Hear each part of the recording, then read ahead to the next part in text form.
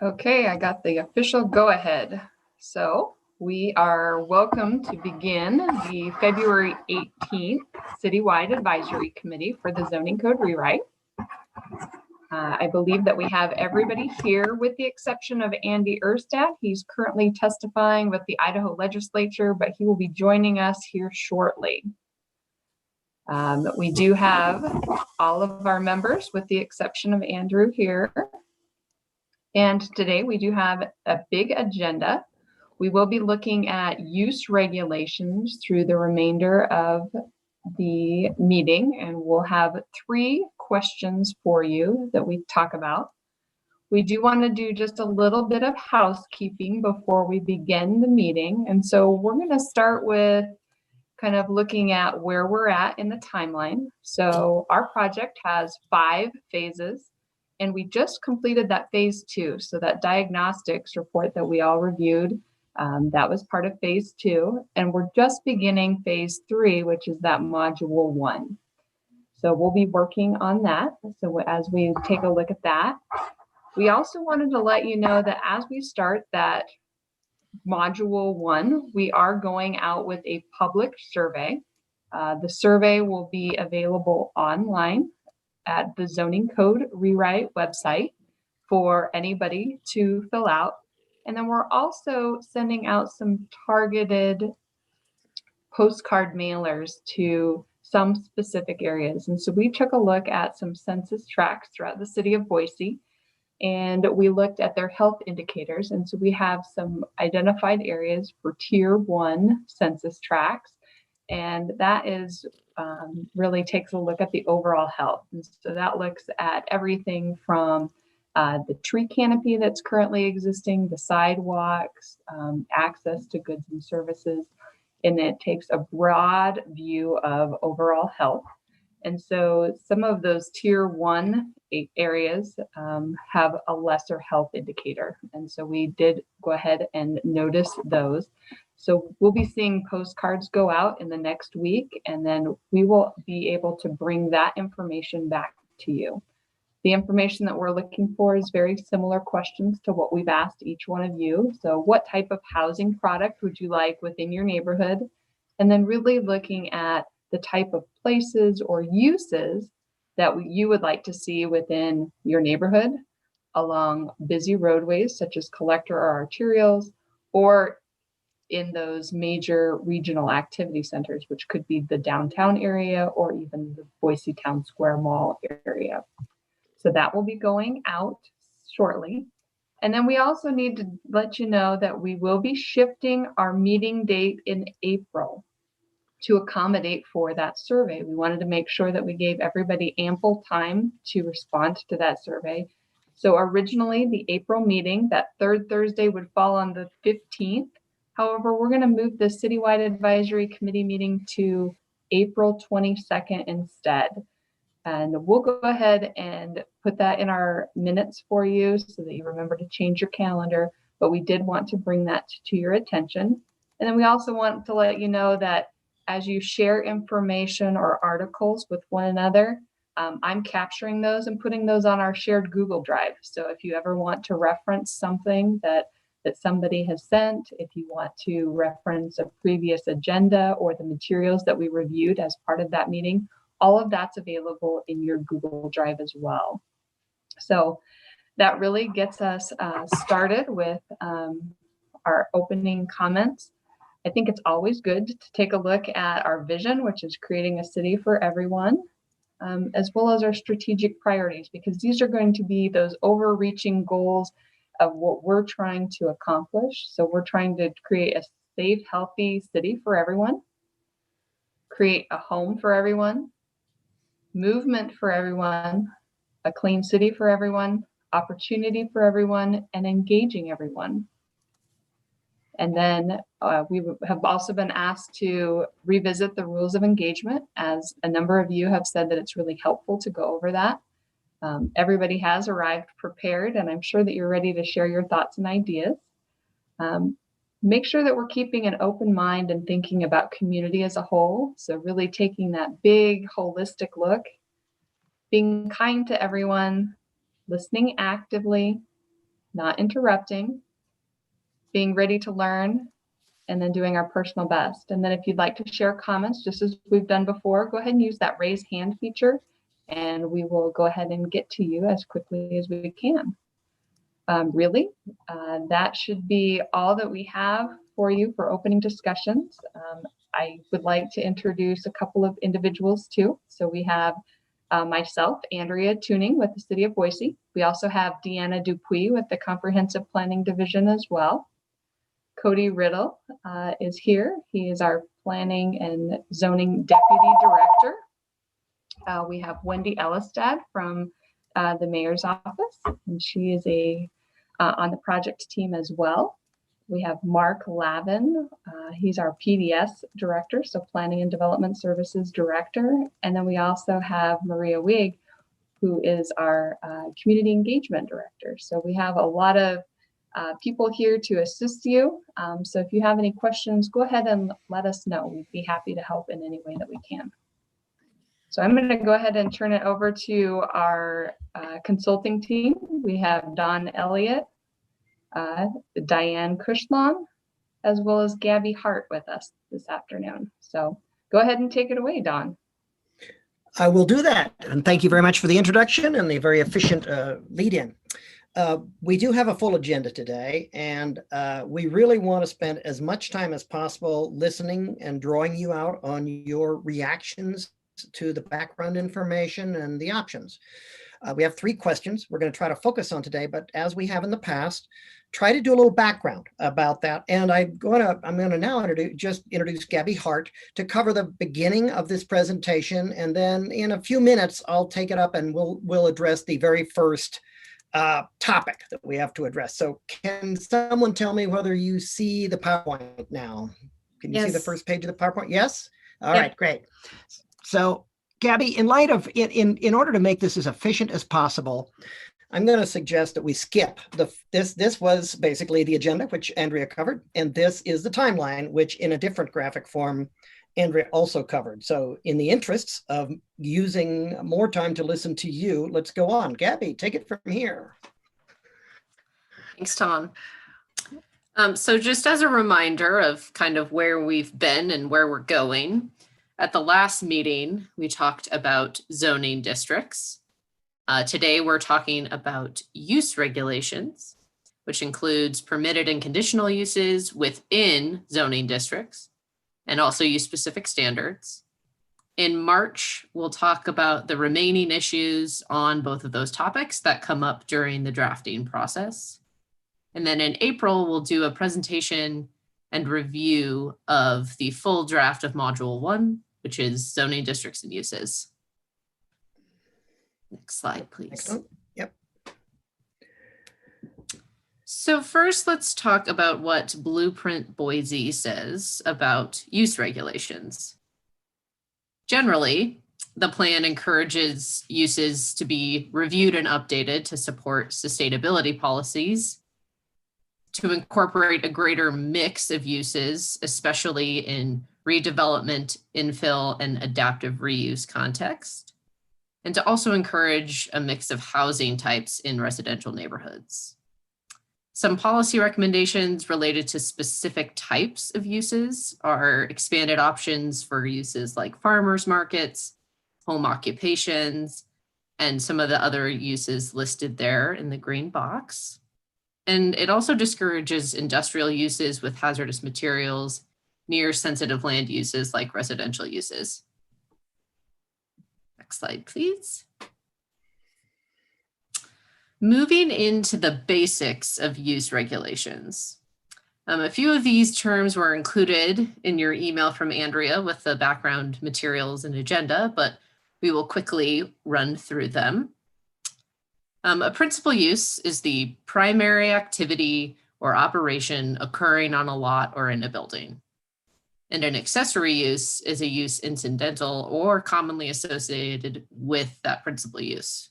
So for example, a gas station is a principal use, and it is most often accompanied by a convenience store, which would then be the accessory use on that property. And then a temporary use is a use that is permitted only for a limited amount of time. And an example of that would be a farmer's market. Next slide, please.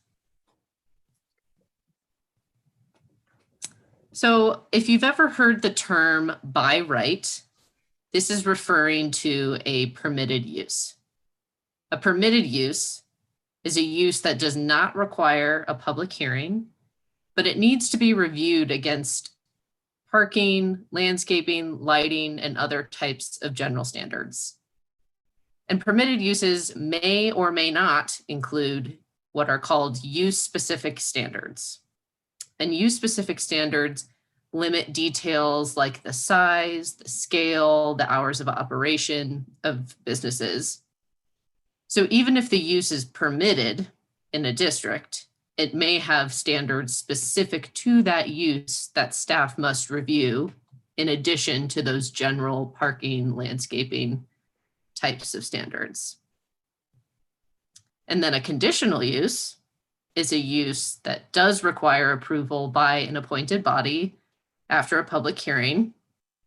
And again, if that has use-specific standards, it has to comply with those standards. The conditional use approval cannot eliminate or loosen those restrictions. And then finally, a prohibited use is exactly what it sounds like. It's a use that cannot operate or be located within a zoning district. Next slide, please. So there are three main elements of use regulations in a zoning code. There's the table of permitted or allowed uses, use-specific standards, and then the use definitions. So the table, which there's a little clip of it on the right side there of the existing Boise use table. So this summarizes all of the permitted, conditional, accessory, and temporary uses in all of the base zoning districts. And it also indicates if a use is subject to those additional use-specific standards. The use-specific standards are additional standards applied to certain uses, not all uses have them, certain uses to mitigate potential negative impacts of those uses. So those standards can be based on things like proximity to residential uses, compatibility within a neighborhood, or environmental or aesthetic concerns.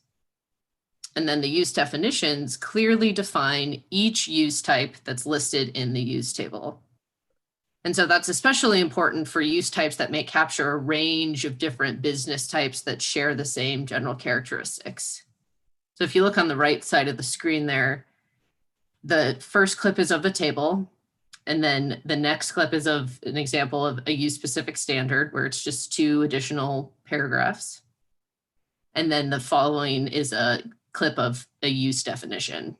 And you can find these in the existing Boise code. If you go to the next slide, this is a closer up clip of the table. And the same format is going to be used in the updated version. So the left-hand column answers the question, what is it? What is the use? What is the business? What is the activity? And then the main portion of the use table has all of the zoning districts listed, and it answers the questions, where can it go and by which process?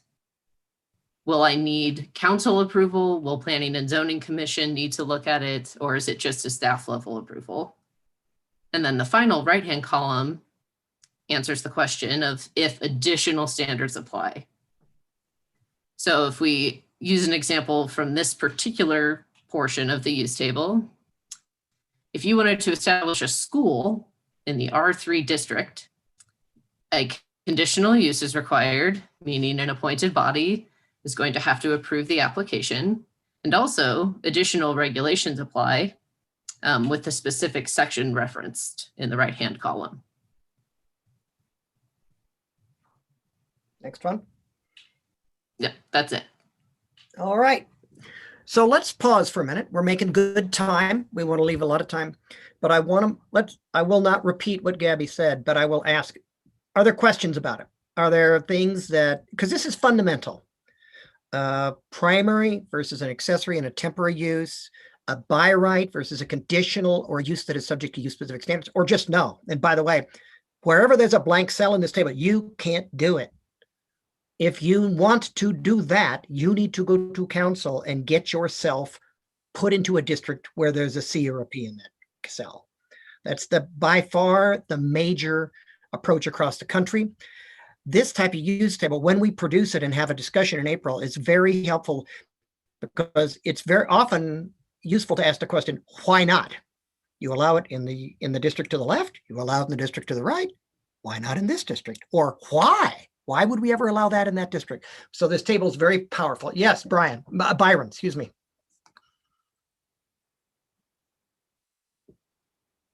Byron, we can't hear you.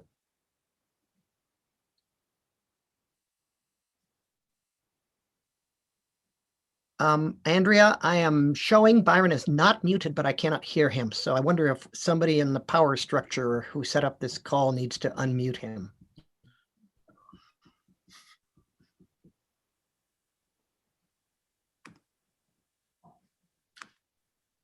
We are showing that he is not muted, so it must be his Andrea, computer.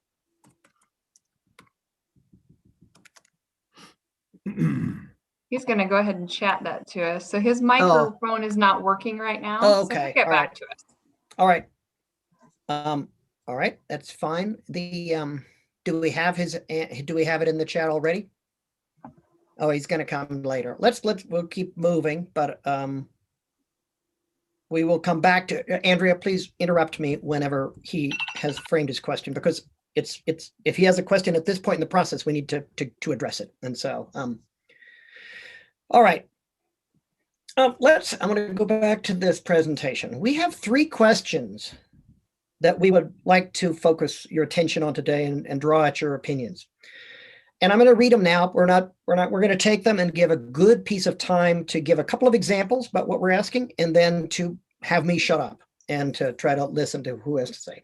The first one relates to what we said last time. Last time we posed a question. Look, Boise does talk about diverse housing options. There's no way about it. It says it on several pages. It says it in several different ways. We discussed conceptually in terms of zoning districts, the list of place types in Boise. Should we try to integrate those into existing neighborhoods, or should we try to add new and creative zone districts as a new thing that would allow new types of housing? And we got a mix of answers, which I took as consider both. But be careful about putting them in existing neighborhoods. Some of you feel, I think it's fair to say, fairly suspicious or nervous about that. And others were much more on the other end, saying, I want to see both. I want to see new districts, and I want to see some leavening of the existing districts. I'm going to stop right there and ask, here's the chat.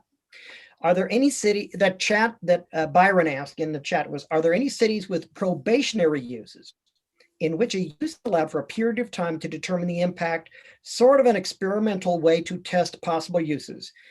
It's not common at all. And the reason is because it's hard to get. I can hear you now, Byron. If that was you. Maybe he can't hear me. Short answer, conceivably you could do it. But it is very, it's very unusual. And the reason is usually when you do a use, you make an investment. It has to build something or orient or staff up or convert the property, and we're greater than we expected. You got to stop doing it. You can, and frankly, it's not popular, but the most common example is a parking lot. I want to build something great. I can't get financing. The market's not quite there. The current building is falling down. I need to be able to take it down and do a parking lot for 5 years. Just give me 5 years. Answer, usually in most, not because it's not a reasonable thing to ask, but because our experience is once people have made an investment in it, it's very hard to terminate a probationary use. It is really hard to tell a guy who's taken out a loan and invested their own money that they got to stop it when they were hoping this would be part of a longer term investment. We can talk about it more later on in the group if you want, but And then there's, Richard Llewellyn has asked, there's a corollary to many uses in my neighbor which were grandfathered in upon annexation. So yeah, okay. Richard, do you want to say anything more about that before we move on? I don't think I need to say anything. It's just, I think it might come up later on, but I understand the categorizations. Okay, great. So first question, last time we talked about districts. Do we need a new zone district? I heard, yes, don't put all your eggs in that basket, but nobody said no new districts, put them all in the existing districts. So you can expect to see one or more new districts to allow creative housing options. And you could also expect to see something that it tries to incorporate them sensitively in some existing zone districts. Yep, that's what I heard last time. Be careful, Don. Be careful, Clarion. But we're not going one or the other. We want to see something that considers both. New types of housing that should be allowed in some of the zone districts, given that a part of what we heard last time was we didn't tell you to ring fence the existing neighborhoods and tell you not to change them. So let's dive deeper. Let's ask the use question. We have a new district, not a new district. It's an existing district that you all live in one or the other of in Boise. What types of housing do you want to talk about or not talk about in some of those districts? That's the first question. Secondly, are there some types of uses that are currently listed as conditional uses, meaning a public hearing is required, that could become permitted uses with use-specific standards? The story is this. We send all of our gas stations through a conditional use process. Why? Well, because we got to make sure that they shield the cars and they don't operate late at night and they put additional landscaping and they don't store cars outside. You just list them off. And the answer is, so you apply the same kind of standards to every one of them. The planning commission or the board is just used to adopting these things and putting them on as conditions. Yeah, that's kind of what we do. Well, then maybe you make the condition standard and don't have it be a hearing. That's not saying that it has to happen, but I will say there's a strong trend around the country to say, as you do this work, ask yourself the question, does this need to be a conditional use? Because as a general rule, they add time, expense, and uncertainty to the process. The flip side is, of course, they give the neighborhood a voice. But if there is a trend around the country in the last 30 years or 25 years I've been doing this, most jurisdictions want to become more objective, send clearer messages to the market. You can do this. And you could even avoid, but you can't do it within 200 feet of a neighborhood. And you can't do it if you want to stay open after 10 o'clock at night. This is the deal on this use. The good news is we're turning it into a permitted use. You do not need to go through a public hearing for this. We have decided, choose your use. We've decided the conditions under which bed and breakfasts are allowed in this neighborhood. And we're not going to debate them one at a time. You can appeal it if you think staff got it wrong. But the trend is to say, if you want, the clearest thing you can do is to send clear messages to the private market that says, you can do this, but you got to do it on terms that make it a good neighbor and contribute to our planning goals. So that's the second question. Should some C's turn into P's? It's a big deal.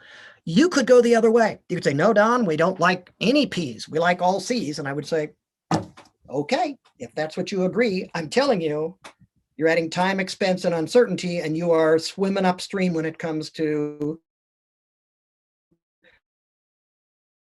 the general trends in governance races. It's this open-ended question. I see a hand, and I'll get there in just a second.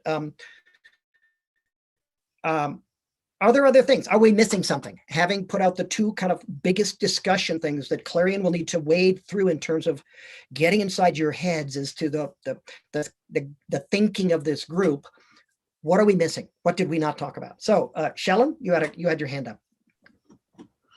Well, sorry, thank you. Are you asking us this question now as a group to answer, or are you? No, I'm just reviewing them. We're going to go one at a I'm just reviewing the three questions and we'll take them one at a time. Okay, sorry. Those are the three questions we're going to draw your attention to. But now you know kind of why they're big deals. All right, first one was this housing question from a different angle. Yes, you will see some new districts with creative housing. Second part of it, which of these should we talk about integrating into some of your existing zone districts, or proposing that either as permitted or permitted subject to limitations or conditional uses. And this is the graphic we showed last time about missing middle housing. And I won't read all of it. Is duplexes, in some places, fourplexes. This is just a typical, you allow some of these things. Courtyards, little 1 and 2 story, could be 3-story apartments around a courtyard, not around a parking lot, not behind a parking lot, around a grassy area that people could do, which were common in the 20s and 30s. Townhouse level or attached housing. Triplexes, live work, which is really kind of like a townhouse from which you can conduct a business on the ground floor. Artisans, people who make things, who can afford to pay a mortgage on 1 building, but not 2 buildings. And in some parts of the city, increasingly cities think that would be a fine use. Yes, it's more than a home occupation. It's a business. And they're living above the business because they chose and they built or they bought a building to do that. That's another option. So these are the things between single family home and apartment building that is illustrative of the range of things. Now, we've been asked by this group to define affordable housing. And for purposes of today's discussion, and in general with this group, we recommend that the discussion be anything that's more likely to be affordable than is currently available. It does not mean it's deed restricted by the area median income. Why do we say that? Some of these, we could come up with, this group could come up with a recommendation that this would be fine under the following conditions in the following places if it was deed restricted, because we're only interested in allowing that if it really promotes affordable housing. So that could come out of this process. But I want this group to be clear that when we say affordable, Blueprint Boise talks about diversity of housing, housing options a lot, even when it's not talking about deed restriction. So for purposes of today's discussion, the thing is not which forms of deed restricted housing would you approve in existing neighborhoods? The question is which parts of housing, types of housing might be good neighbors in those neighborhoods, even if it wasn't deed restricted. And most cities are asking this question because the more you can allow the market to do without subsidies, the more you can use your subsidies for those who really need it at the bottom of the income spectrum. How do we know, Don, that this triplex would be affordable? You don't. For purposes of today's discussion, you could say, I'm only interested in talking about that if it's affordable. You don't really, but you do know it's adding a product that is not currently allowed, which would loosen the market and allow builders to build something that would loosen up the housing market.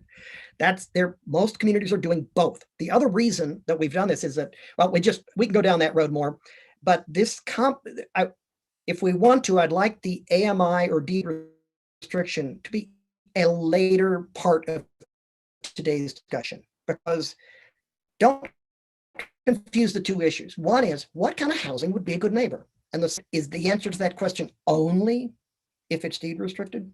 Often in most cities, it's not. There are two separate questions, and we're asking the first one. So here are illustrative pictures of some of those types of housing, which are kind of in between. They're between what you might find downtown and what you might find in a neighborhood. So I'd like to, how long have we gone here? I don't know. I think we thought it would take us longer to get here. Let's go on. I'm going to do the break after we have this discussion. Is that okay, Andrea? Yep, you have about 18 minutes left. Let's go then. Let's have this discussion and then take the break a little late rather than early, because 30 minutes into a 2-hour meeting is a bad time to have a break. You're going to need it more later. So, okay. So put my cursor over here. So this is, here are the, I'm going to, let me go back here. And then Don, before we move on to, Okay. Drew Alexander had posted in our chat that, asking if we could ask a similar but different question and say, are there existing types of housing that are permitted in certain zones that should not be as well? So really looking at it from both facets.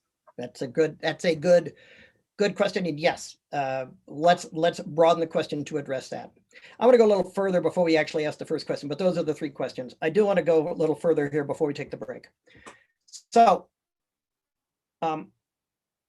in terms of trends in use regulations, the trend around the country is to go to fewer, broader, more flexible categories of uses And the reason is because the market can think up these uses faster than you can name them.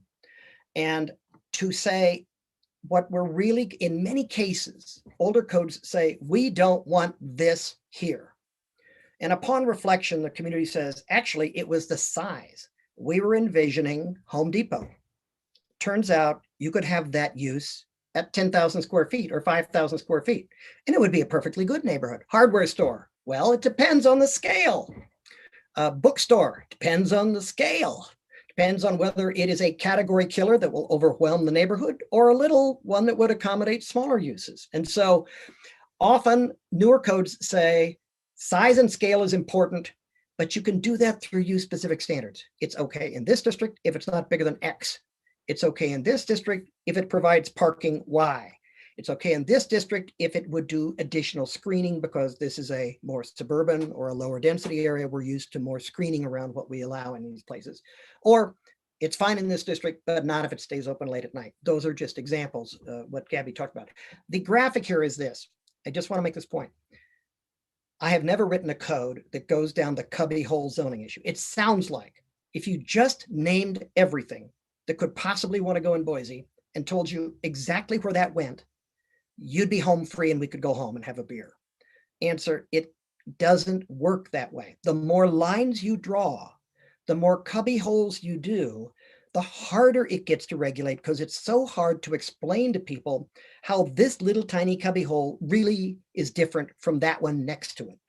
And it decreases confidence in government because all of a sudden you're explaining minor, tiny differences to people that really were the result of a political sausage making process, not something that is important to the future of the city. So please, you can think any way you'd like to, but the trend is to say, if your mind is saying, let's name them all individually. I want bookstore named separate from sporting goods store, named separately from computer repair operation.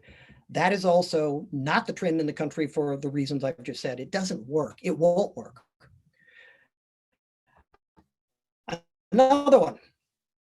Again, I'm building on what I just said. Limits on size, but not within 200 feet of a residential zone district.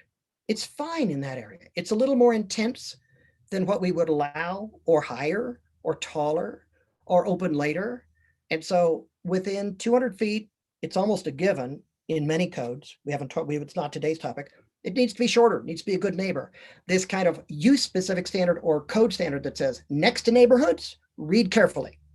Because the way we regulate it in most cities is not to make everything go through a conditional use process, but to make it be a better neighborhood, size, scale, hours of operation, et cetera. And so that is a clear trend around the country. And again, another trend which we just wanted to mention is clean up your your definitions. A bed and breakfast is a bed and breakfast. If you want to limit it to 4 bedrooms, don't put that in the definition, because someday you're going to find a district where you want to allow 6 bedrooms or 7 bedrooms or 8 bedrooms or whatever. Put it in a use specific standard. Define a bed and breakfast, say what it is. Now you can define it once. If you want to say in this district, it's limited to 4 bedrooms. If this district, you can have 8 bedrooms. In that district, the owner has to live on the property. In a commercial district, they don't. Put those in use specific standards. They don't have to do with the essence of a bed and breakfast. They have to do with tailoring it to different parts of your city and how it becomes a good neighbor. Again, this is another example, outdoor storage. You can see we just did this to show you a lot of weight in newer codes is not leaning on exactly naming each use. It's put in these use specific standards, the tailoring of them to be good neighbors. That's where that's where it becomes acceptable to people in most places. Finally, again, fewer conditional. I said this a little bit before, so I won't spend too much time and expense and unpredictability. I want to focus on the second issue. If you make everything go to a conditional use, I'll just say this and you can contradict me in the discussion if you'd like. It tends to result in builders asking for more because they're afraid they will have to give it away in the public negotiation process. And you turn what ought to be a set of fairly predictable rules and incentives that will lead you to implement Blueprint Boise into an invitation to negotiate everything. Well, what do you do when you're selling a car? And the guy who's buying it from you is going to offer you a lowball figure. You raise your price and you ask for a higher figure, knowing you'll meet somewhere in the middle. The point is, I will be criticized for having said this, but it tends to turn use approvals into more of a game. What do I need to ask for so that after a hearing or two hearings or a few months and a few more mortgage payments and giving away something, it will still make economic sense for me to do this, as opposed to they've told me if I lay it out this way and I do 3 stories and I don't overpark it and I put in good landscaping and buffering, I get to do this now. So I can save those 3 months and I don't have to inflate things and then dumb them down or reduce them as we go through. I know that some of you have already weighed in on the process and said that you do like negotiation, both because of the way Idaho law is set up and otherwise. I just want to be clear, there are some downsides to the current system in Boise, even given the state of Idaho law. And so again, your current approach is unusual. You use that C in those places more than we expected to see in a middle-sized city. That doesn't make it wrong. It just means that we want you to think about whether it needs to be a C or whether it could be a P with standards. Once again, the bottom bullet is also important, unfortunately. I'm sorry to say this. When you do conditional uses and there's a public hearing, that tends to put a thumb on the scale in favor of people who have time to go to hearings, people who do not have a job where they have to clock in and clock out and can't get flexibility to do this. Again, I'll probably be criticized for this, but that tends to favor wealthier rather than poorer households. And it tends to favor people who know how local government operates and know how to say things so that the planning board or the city council will hear it and respect what they say. We're just increasingly aware of the kind of unintended consequences of a lot of the ways we run local government in America, not speaking about Boise in particular, that probably have consequences we did not intend and don't particularly want to be associated with perpetuating. We'd like to have believed the local government was open to all citizens and that they would all be heard and that we would set it up so that those who have to work 9 to 5 or evening shifts or 2 shifts could also find a way into the system. So all of those are reasons why the trend around the country is to move to permitted uses with standards when possible, rather than keeping as many conditional uses. And it's true of almost all the clients we've worked with. It does not have to be true of Boise, but that's the trend. So I want to point this out. I'm going to show you 2 clips, and then I think we will take a break. Here's a clip from the Boise use table.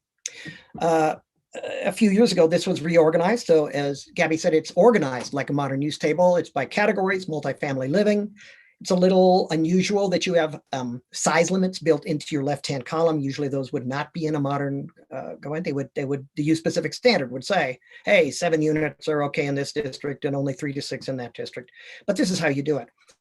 But here are your commercial districts in the middle of your spectrum. Residential districts, we get it, R1s, R2, R3, RO. But now we're in NO, LO, and the C districts. In almost all newer codes that we have seen, those would be permitted uses. It does not have to be the case in Boise. You can just plain disagree. But as cities have tried to implement mixed use, they tend to say, why would we make you go through a hearing to do housing in that area? And there are some answers. Well, because we don't get as much taxes, we have to figure out whether we can afford to do it. It all depends on the right place and the right time and whether it's on the ground floor or the upper floor. But all that can be in use specific standards. It doesn't have to be a hearing.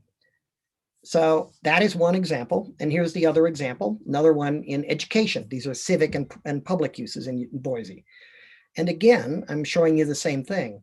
This is one reason why we talked about mixed use activities centers last time, because commercial school in a private commercial school or a school or a trade or vocational school in most newer codes would be a use by right in those districts. And the question is, what's special about a trade or vocational school that it can't exist in a commercial district? What is there to talk about that you couldn't have talked about in the use specific standards and said, be careful, we only want them above the ground floor. We don't want them to occupy more than 50% of the building. We don't want them next to residential. We don't want them operating late at night, whatever it is. I'm repeating myself, but those are two examples about how when Clarion stares at this, and again, you are the guidance group. But when we looked at this code coming in the door, we said, this looks strange. This looks unusual in the amount of conditional uses for things that strike us as, I mean, our initial reaction was, why? So I think with that, I want to, here are some examples of currently conditional uses, typically permitted uses: multifamily, service station, bed and breakfast, medical research, animal hospital, indoor recreation. You're just used to seeing those in your code as conditional, and they're not usually. So let's go back here. We'll take our break now, but before we do, before people forget their thoughts, that was the background. That was the trends and what we see. You've heard what Blueprint Boise says, what we see. What does anybody have questions before we just take a short 5-minute break to let people catch their breath and we go into the 3 questions? So Dawn, we have a couple that are out there. So Okay. first, Shellen has offered to give the downsides of the C negotiations, so the conditional use permit negotiations from that developer's perspective. So if anybody has questions or if she'd like to share that with the group, I think that would be a key item. And then Francis has also said, it seems logical to convert the conditional use, or the C, to a permitted use, a P use. What would the argument be to keep some of the C uses?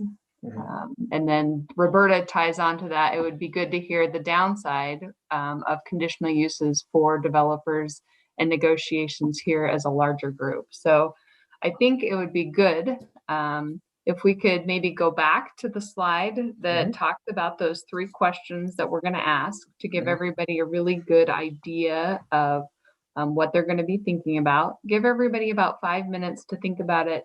And then I'd like to hear from Shellen to really talk about, the drawbacks for conditional use permits from the developer's perspective. And then Dawn, I think it's going to be great for you to be able to answer Francis's question about what is that argument to keep some of those C uses? What are some good examples that we see nationwide? Okay. Let's do that. Why don't we do you want to take a 5-minute break first and then come back to Shellen and then me? Is that right? I think that would be great. So let's go ahead and do that. And then we have those 3 questions up so that everybody can, give that some thought and then we can move forward. So it's 3:45. Let's regroup at 3:50. And I'm going to go refill my teacup. So I'm going to turn off my camera for a while. Everybody can feel free to turn off their cameras if they feel like it. So thank you.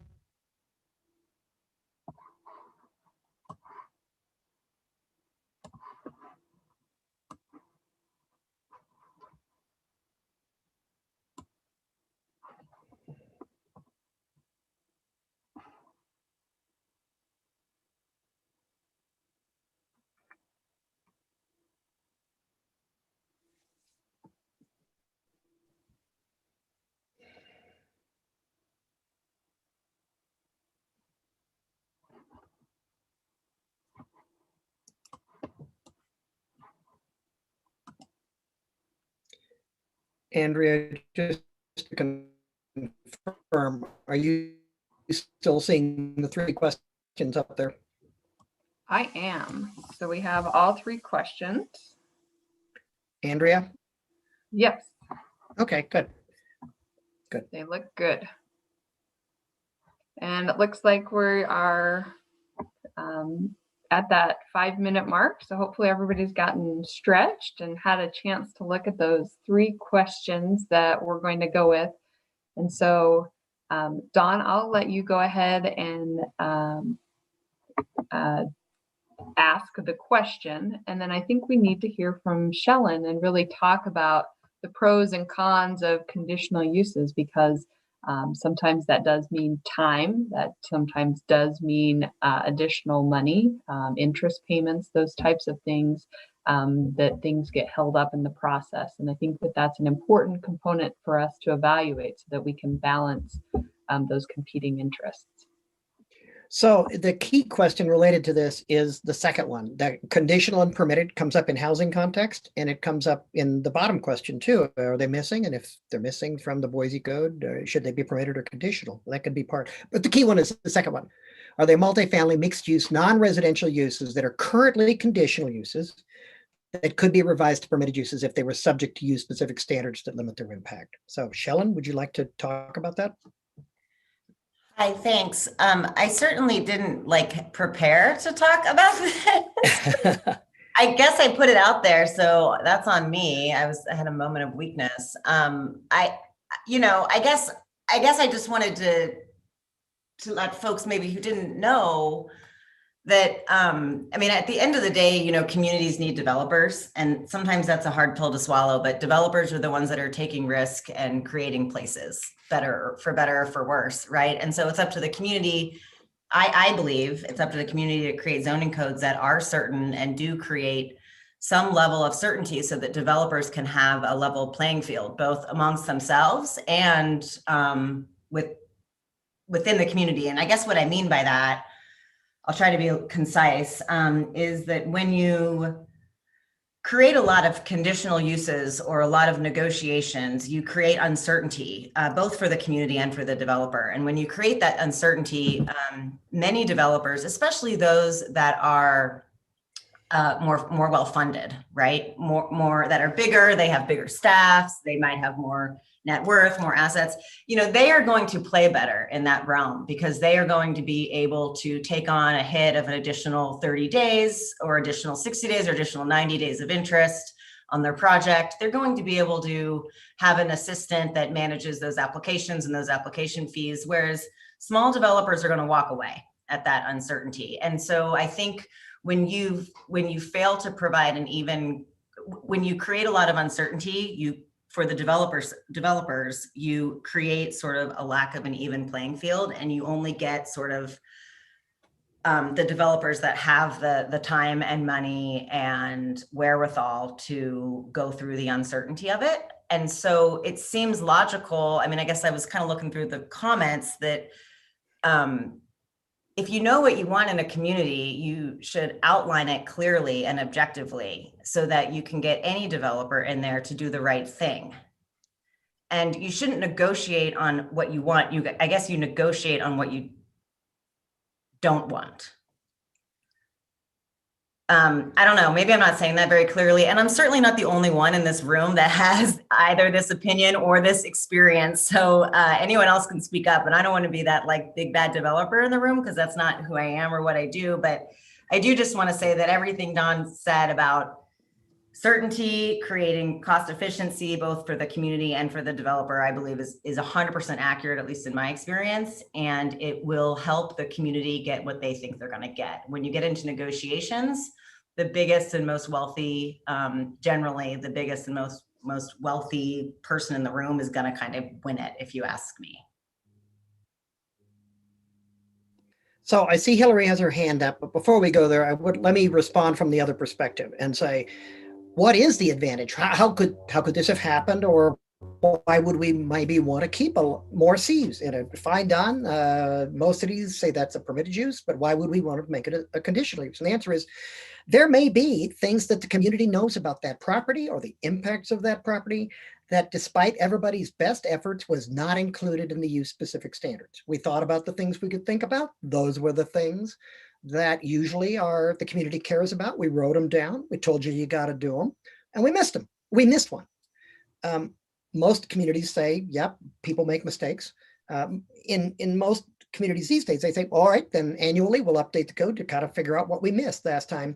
But it is from the neighborhood point of view, sometimes important to say, yeah, but there are things about this here on this site, given this traffic, given the way, I'm making this up, we have asked for and failed to get intersection improvements on that intersection, which ought to come into this picture.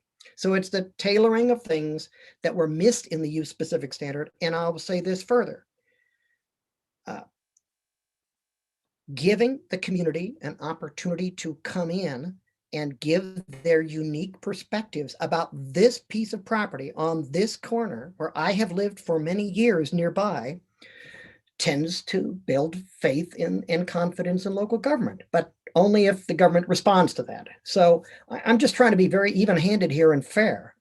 The downside is, yes, you do know something unique about this, but the conditional use process can result in situations where, wait a minute, that property is very much like this property, but they're treated differently because of the way the conditional use permit came out. Why is that? Answer, Planning Commission felt differently about it on a Tuesday in 1919 than they in 1995 than they did on a Wednesday in 2010. They came to a different conclusion. So that's the form of engagement. If you don't have that form of engagement, you need to make up the confidence in some other way. So, Hillary, would you like to weigh in on this?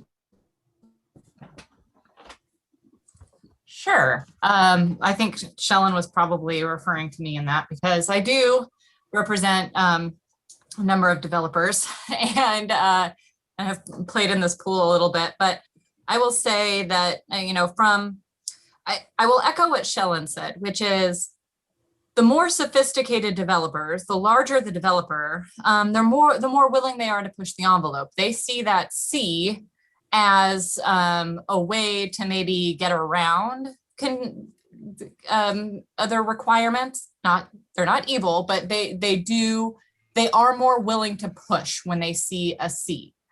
They know the process. They're more able to negotiate. They are more able to absorb costs. And so that C doesn't frighten them. Smaller developers are often kind of worried about the flip side. When they see that C and it injects uncertainty into the process, what they're also worried about is what the city might require of them. And so they're nervous to even start the discussion because they don't want the city to come back. You're not evil either, Andrea, I promise, but they don't want the city to come back and make more demands on their property. And so they shy away from it. It just comes down to how much those parties have to risk, how much they have, how much time, how much money, and what the perceived risk is. And for the sophisticated developer, it's a minimal risk. For the smaller developer, it is a much, much larger perceived risk. And I'll respond a little bit to what Dawn said.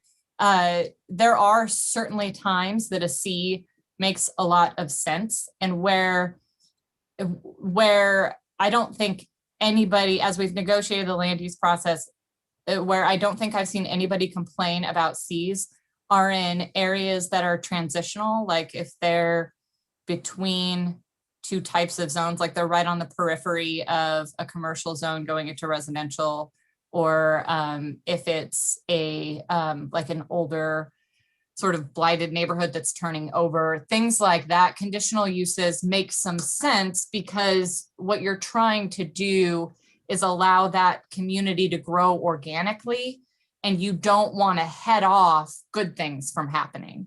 So it does make some sense. I'm not saying that conditional uses are bad, but the more you have of them, the more you actually favor the larger developer and shrink your development pool and the diversity of people playing in that game. So if I could, Andrea, I'd suggest let's continue the thought process, the pluses and minuses of this, but let's in the interest of time and trying to get through our questions today, if it's okay with you, let's shift your thoughts. I put up on the screen here the examples, visual examples of the first question. If Clarion is going to think about what kinds of additional housing diversity would be put in, which of the ones on the screen or any others that you are aware of from your wildest dreams or your wildest fears, do you want to be a part of the conversation in Boise? If you want to weigh in on, and I think it should be a permitted use in many districts, go ahead. If you don't want to and say, I don't know whether it should be conditional, or I think it should be a conditional use, it's fine after a public hearing, but not under any circumstances with just objective standards and staff approval. So let's just turn it over. Housing, not necessarily, you don't have to talk about your own R1, R2, R1, R1M. You can, but the point is, in general, existing residential neighborhoods, which of these, if any, or others should be part of this conversation? Or should not be, if you feel strongly. So Dawn, in the chat, we have some comments from Marissa Keith, and she talks about manufactured homes communities kind of being an easy target for gentrification, and that they are like any other type of residential product, and they should probably be allowed with standards. Yet in our current code, they're all conditional use permits. And so she's bringing forth that thought that we should have manufactured home communities as those by right development. And then Patrick Spouts also agrees with her in that chat as well. Okay. Manufactured home communities is an area where newer codes differ in a couple of ways. Yes. When manufactured home communities you have to write some detailed standards to make them turn out well. So yes, they can be permitted uses. Yes, you always have use specific standards to try to make, because what you're trying to do is make the edges of it a good neighbor while making the internal part of it function. And yet you want to let the developer have some creativity as to how they do it internally. I will say this, there are two issues with manufactured housing communities, new ones, and I think that was what the comment was based on. Maybe they need to be allowed in some residential districts as a viable form of new ones. It's hard for new ones to happen just because of land value. So we can do that. And I don't discourage you from doing that at all. It's hard. We don't see a lot of new ones being done in the West, in urban areas. We see more of them in rural and suburban areas. Secondly is the old ones. And I will just put this out here. It's a different question for a different day. Increasingly, cities are trying to protect the old ones because they realize they will never, level of affordability in most manufactured housing homes is so much lower than anybody could put into a new product that they need to protect them and keep them from being redeveloped. Another conversation for another day. Okay. Ian, We do you yep. wanted to go next? Unmute. I see you. Yeah. Can you hear me? Yeah.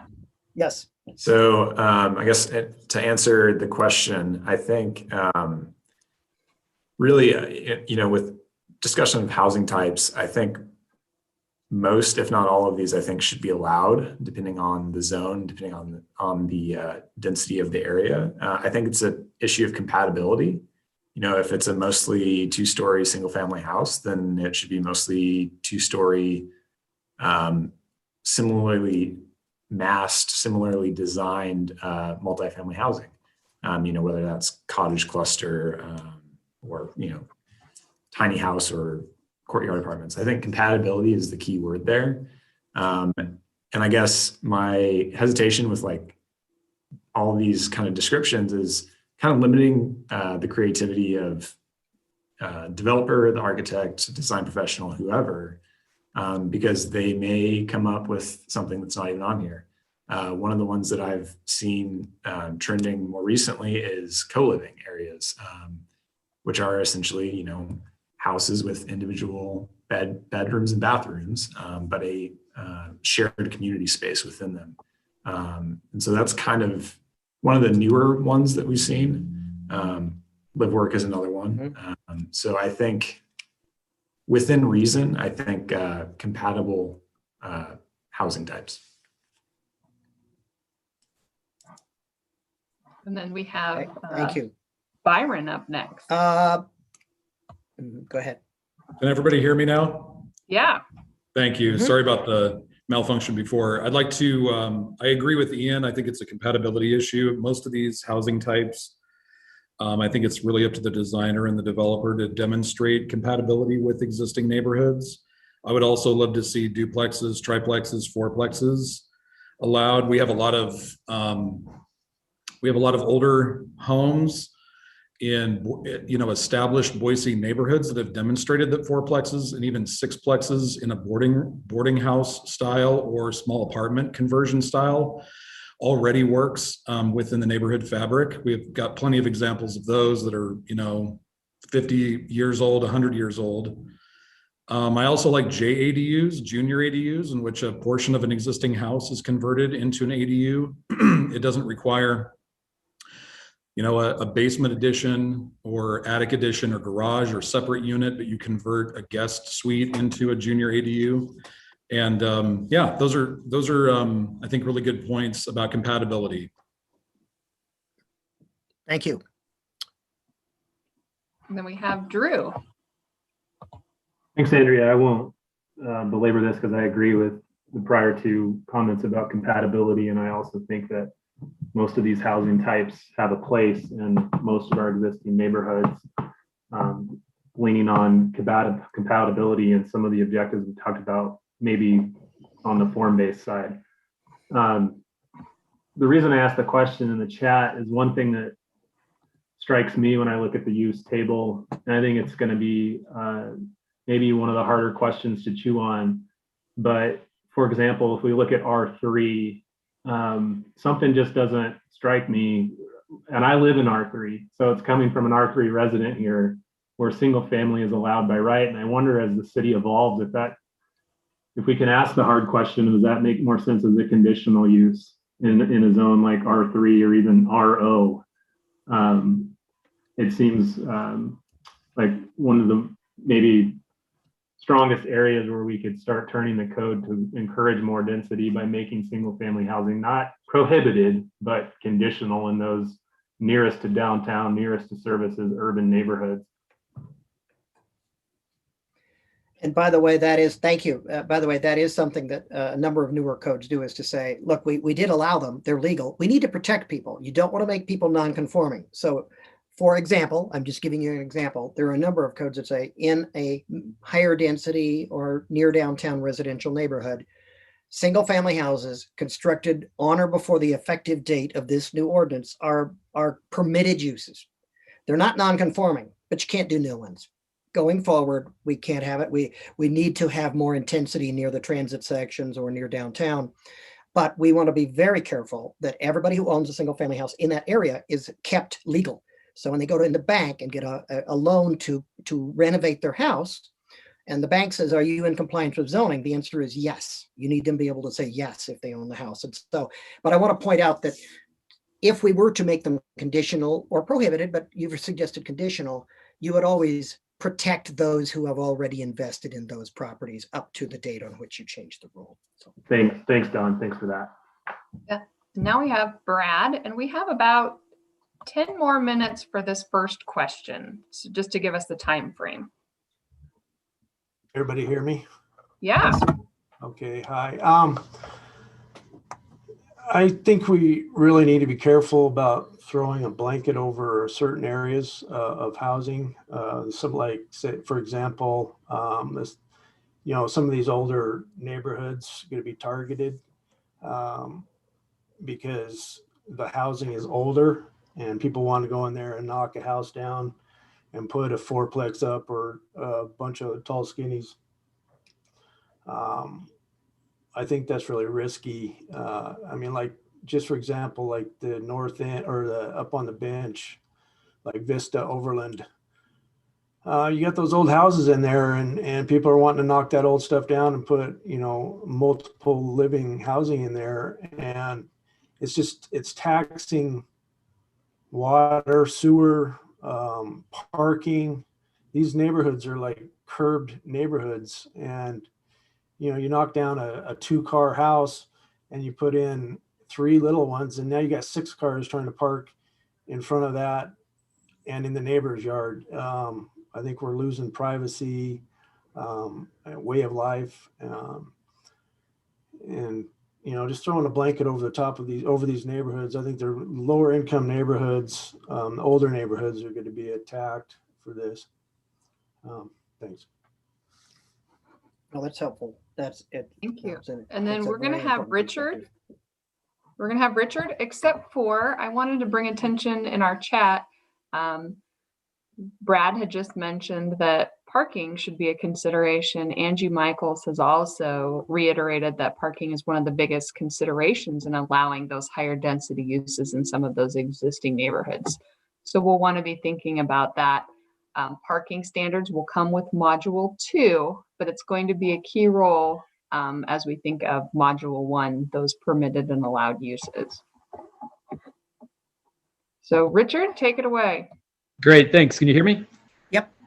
Yeah, okay. Well, parking, just to touch on that briefly, much of our neighborhood is, we have, as a neighborhood, supported limited parking, but it's very, very site specific. If we know it's by a dangerous intersection or whatever, where street parking is going to be dangerous, that's something that's really, the neighbors need to be able to weigh in on that, I believe.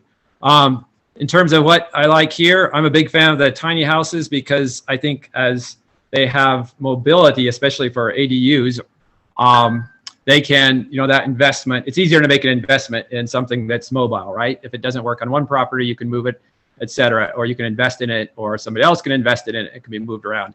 So that's one thing I like. In general, I hear a lot about, the changes that allow, the organic types of growth. Now, what that means, that's harder to define, of course, but, something that, how a lot of these neighborhoods traditionally grew up, which was, owner, contractor, builders kind of thing. Now, I know that that's not so common or affordable now, but the scale, the impact tended to blend in more with the surroundings. And I really do want to touch on just for a moment, I appreciate that we're trying not to talk about affordability, for instance, is deed restricted versus how the market could respond to building more housing types. But I really do think, I don't know if everybody understands that in Idaho, we're really limited by the state. Idaho is, a Dillon rural state and very, very strong property rights. In other words, it's very hard for a city or land use agency to get what they believe may be in the public interest, for instance, affordable units.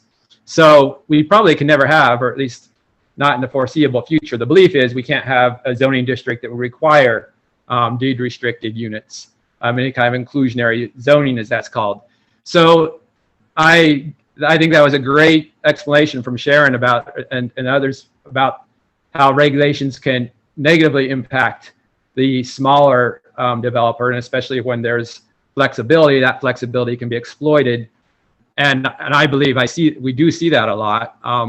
But the converse of that is that the public's power, the municipality's power, is largely through that negotiation in Idaho. And that isn't only about, exacting an affordable unit or two in a project. It's also about, many of the policies and goals of Blueprint Boise. If they're not in ordinance, you'll hear a developer attorney very quickly say, look, you cannot force us to do that. So it has to come through a negotiation. Maybe we can write zoning code that foresees many of those things. And so it is an ordinance, but I think that burden is on us, and it's a big burden. So thank you. Well, that's helpful.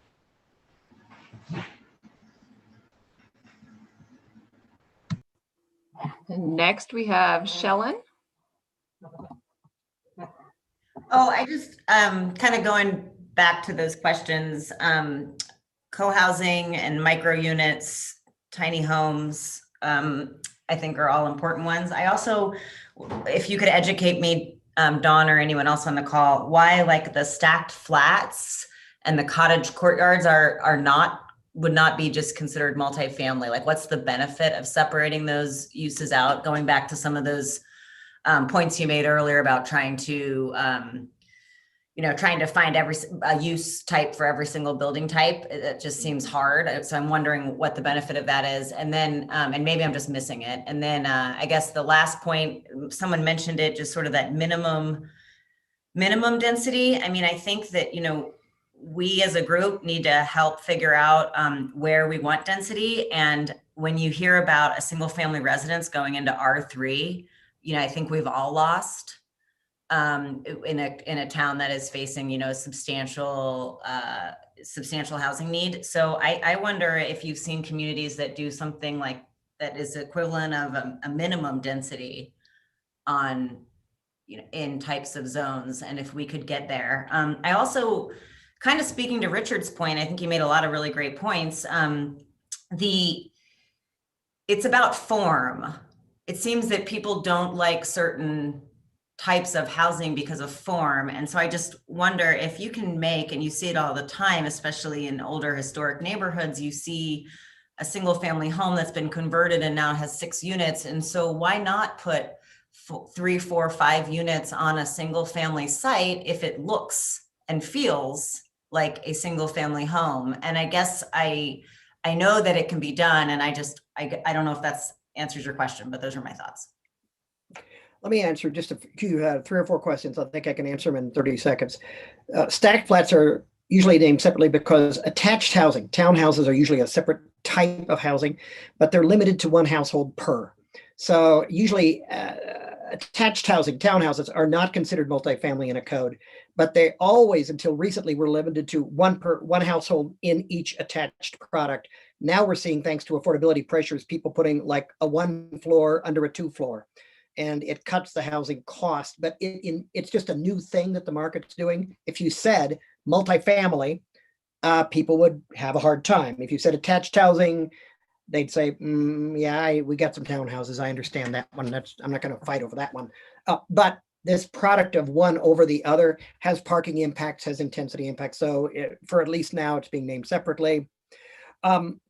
The courtyard is, again, kind of a thing. If I said multifamily, the neighborhood would say no. If you said multifamily, 1 and 2 story around an open space that is open to the street, that is minimum dimensions of X, and by the way, you have 4 of them in your neighborhood already, people might say, oh, more of that? Okay, I can do that. I just don't want to open the door to quote unquote multifamily. But Shellen, you're right. It's a matter of form. The question is, do you gain public confidence by defining the form? You don't have to name it something separate, but sometimes being able to visualize that form would look like that. And I've seen that, and I'm okay with that. Makes the conversation easier. That's all. All right, we have about 4 minutes left to talk about this question, but we do have 2 others, but they naturally kind of transition into one another, but we have a couple hands raised still. So let's go with Daniel, followed by Patrick. Okay, I'll just quickly say that I like the idea of more different kinds of housing in Boise, and so allowing new things that people can make work, I'm in favor of, and so want to get behind that. And then maybe just anticipating the second question, so I'll take some of my time there, is, generally I think having fewer conditional uses is better. I think clearly there's a lot in crafting them so that it does meet our goals, but I am of the mind, particularly having watched some the amount of time the city council spends on some of these things. It's like, wow, they should have better things to do with their time. So I'm all for reducing the number of conditional use permits. Thanks. And before we go, I think we had one more hand up, but I forgot to answer one thing for Shellen. Yes, some newer codes do include minimum densities, particularly in activity centers and around transit investments, on the basis that, this is a big public investment. We can't have this kind of investment serving very low numbers of people. It's just not good governance. And so that we're seeing that more and more. When I wrote these codes 15 years ago, nobody enforced multifamily or even wrote it down. Now most codes do, but they apply it limited. They apply it where there's a justification usually because of investments that have been made that need were made based on the fact that it will increase mobility for people that need additional mobility. And if you're spreading that over very few people, it doesn't make much sense to have spent that kind of money. So. All right, let's hear from Patrick. And then I'd also like to revisit some of the chat comments because I think there's some key ideas that we need to talk about there. I very much support. And Andrea, I'm sorry, Andrea. Go ahead. Go, Patrick. Okay, I very much support all of these ideas for increasing the housing diversity and more housing types in our currently existing neighborhoods. And like Daniel just mentioned, I also support lowering the number of things that require a conditional use permit. I really want to add some comments to what we heard from Brad earlier. One of his concerns was targeting perhaps some of the older, less expensive neighborhoods that have affordable housing for this. The targeting piece seemed to be really important to him. And I want to say that I don't think any of us are talking about targeting those kind of neighborhoods for this. I think a common comment I've heard in our previous chats and I've heard again today is a desire to spread this out throughout the whole city, not just in specific areas. So like, for example, the North End where I live is very expensive and it's at this time relatively desirable. And if we made it possible to put more homes in here, the incentive for a developer to do so would do so. So I strongly support making it not targeted toward a specific neighborhood, but allowing these options throughout the whole city. And that also kind of diminishes the rate of change and will help, make it less dramatic and make people more comfortable with allowing more housing options throughout our city. Patrick, if I could, thank you.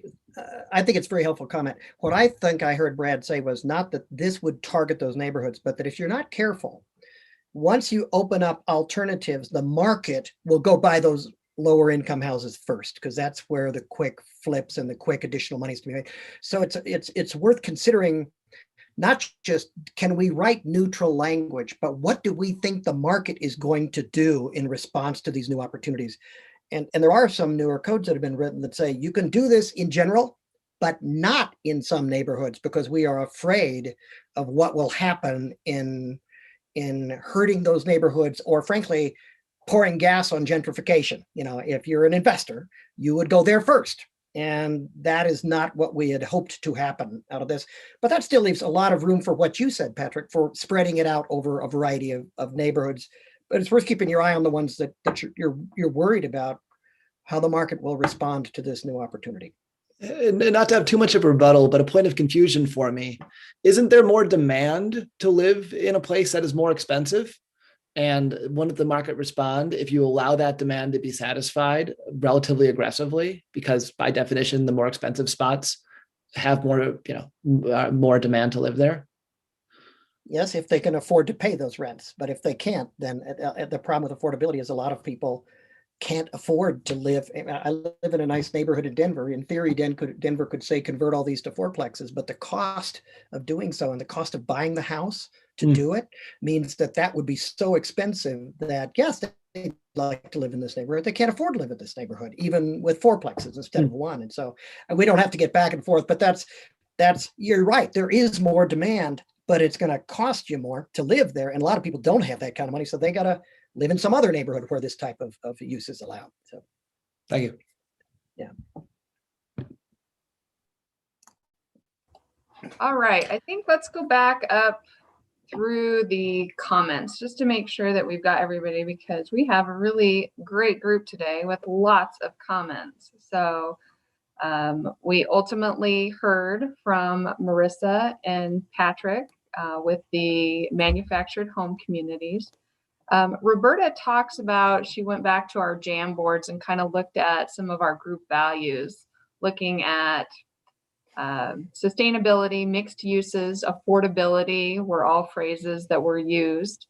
And her concern is, are we asking too much of zoning regulations and developers are going to come, and in her ideal world, she'd like to see it balanced to where the values that we share are amongst developers and the existing people, yet knowing that development's not necessarily a nonprofit ordeal. So really balancing those questions.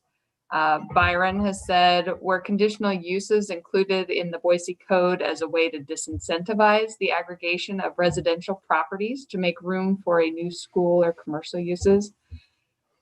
You know, Byron, I wish we knew really why we had so many conditional use permits. My assumption is that we've always had an active public that have been wanting to participate in the process, and that was a way in which we could do that. Unfortunately, I think we use the conditional use permitting standards for so many various things. We use it for height exceptions. We use it for drive-throughs. We use it for things, just a use that probably should be allowed. So in some cases, just based on density, we require conditional use permits. So I don't know that we know really the origination on, was it intended to disincentivize or what that was? I don't really know. We do have Chris. He talks about that he believes that it would be helpful to allow flexible housing options such as in-law suites, so ADUs, as well as permitting things like tiny houses or tiny house communities on single lots, even in existing residential neighborhoods. Patrick proposed that we allow duplexes and triplexes on most of the lots across the city. Shellen stated that live, work, small units, and co-housing come to mind as units that we should encourage. Why would courtyard apartments or stacked flats be different than multifamily? And I think that, Don, I think you touched on that a little bit when you talked about the difference between townhouses versus stacked flats. Marissa says, within existing neighborhoods, tiny houses, cottage, and courtyard live work units in some of the zones should be allowed. Richard has, he really wants to evaluate the larger issue of the legal limits and the municipal powers that Idaho gives the city related to conditional use permits. So maybe we need to revisit that.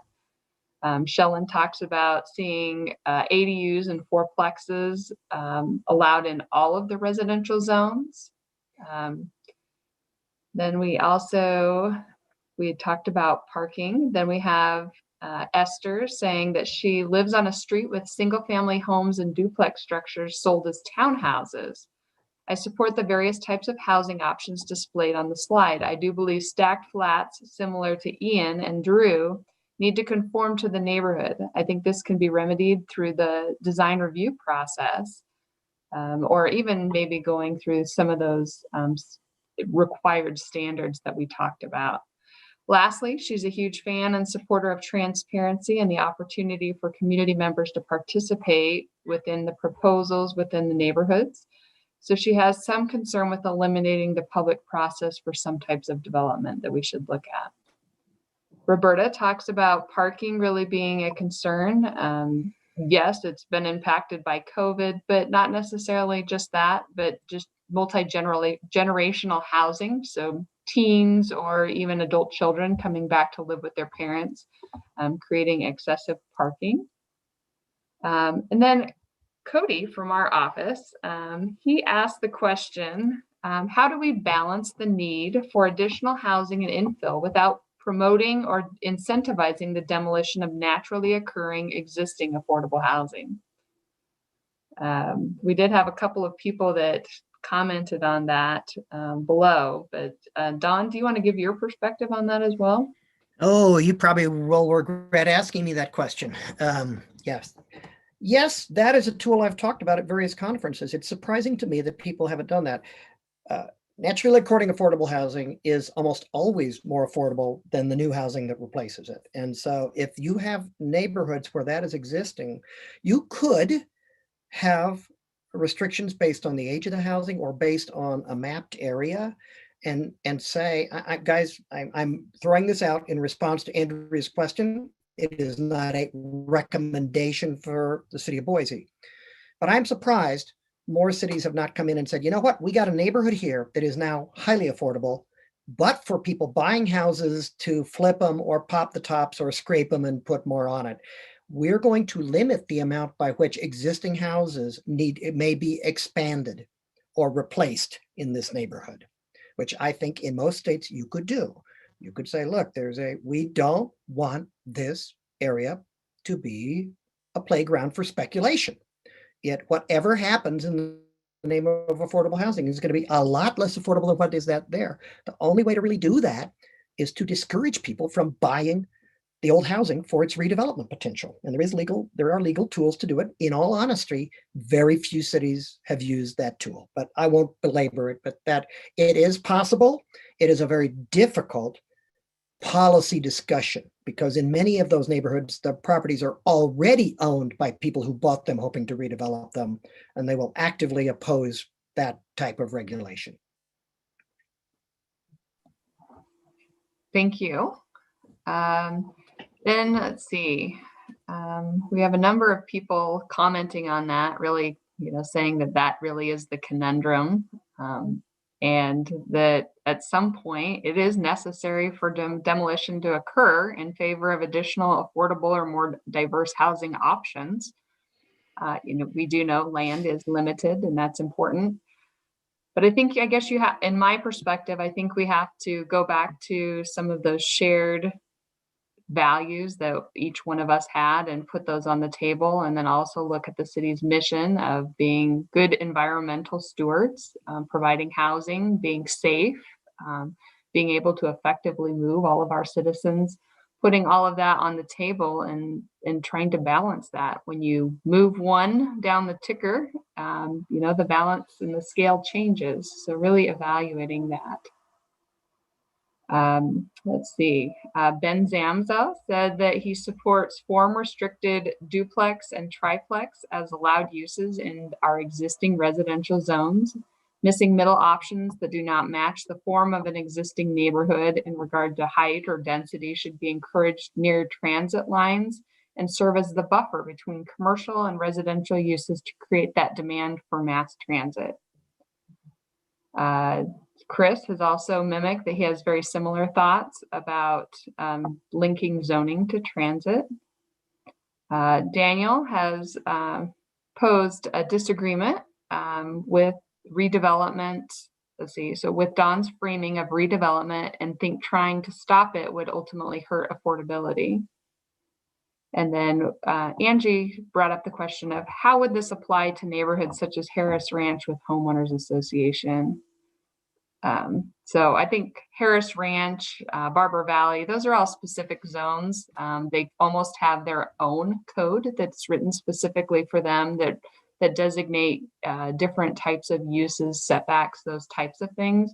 So those specific areas actually, I think, would be exempt from this unless we were to look at it differently. But that would take quite the political aptitude to do that. Well, let me, that it could be just exempt from it, Andrea, but in a number of cities, and I know Harris Ranches and those three districts are kind of codes unto themselves. They could be exempted. There are other cities that just make them subject, but then the homeowners enforce the covenant so that even if the city says it's okay, it doesn't override the neighbor's ability to say, no, it's not okay. So either one. Yeah, so we've had a lot of discussion on the table. We've heard from so many of our participants today, but I do want to kind of go back to those questions and then see, have we missed anything? Do we want to fill in some of those gaps with each one of those questions? Well, and Andrea, I'd like us to not forget what was said in one of the very first chats, which was, are there things that are allowed, types of housing allowed in Boise that should not be allowed? I don't want to forget one of those early comments if anybody wants to say that. So, yeah.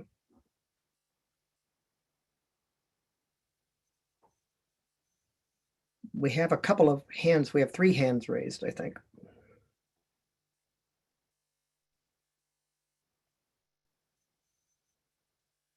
Andrea, are you there? I am. How about Brad? Again, it appears to me that we're demonizing single family housing units, and I've spent 35 years trying to establish my house and the conditions that I live in, the peace and the quiet and the low traffic and all that. And I'd really have a hard time if somebody wanted to build a fourplex or stacked flat or whatever you want to call it, or even a tiny house. I don't think we're taking into consideration the people that have lived in these areas. And again, I'm not saying we're going to target certain areas. And as Don said, the money's going to go where it can be afforded. And they're not going to allow this kind of stuff in Spurwing or, Harris Ranch. I mean, this kind of stuff's, there's money there and there's money protecting those areas. Again, these older communities, these older areas, South Boise, they're going to get attacked. And, people don't want that next door to their single dwelling, so we got to be really careful of what we're doing. Thanks. Thank you. Next, we have Chris, followed by Drew, and then Hillary. Yeah, thank you. So I just wanted to get back to the sort of zoning versus transit kind of thing and think about, I don't know if this is a question that can easily be answered or if it's just something we can easily address, and I'm not exactly sure which question it answers or if it's related to all of them, but thinking about like mixed use zoning and thinking about where we're placing things like denser residential units, mixed use residential commercial, what are ways that we can try to sort of align that with the future of transit? So currently our transit system is crap. We have a very limited transit system. It doesn't really operate in as many areas as it should. It doesn't operate as many times as it should, but there are surveys going out now. There's talk of light rail in 20 years time. How do we make our code address those sort of future issues of transit and sort of encourage this denser planning along what we expect will be those transit routes?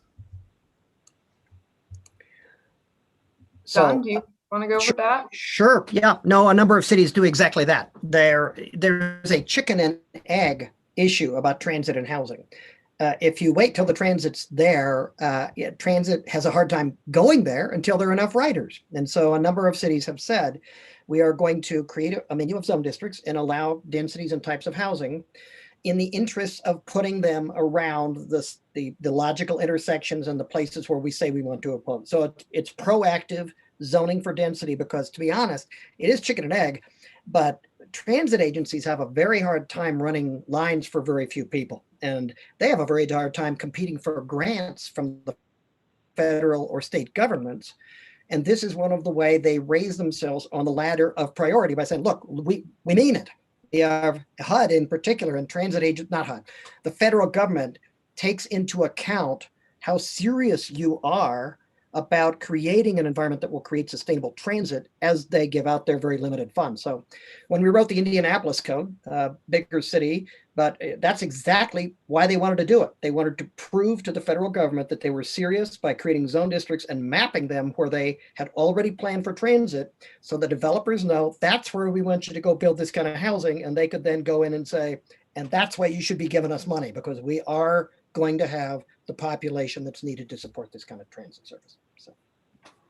Perfect. So we have Drew, then Hillary, and then we have Shellen that would like to speak again.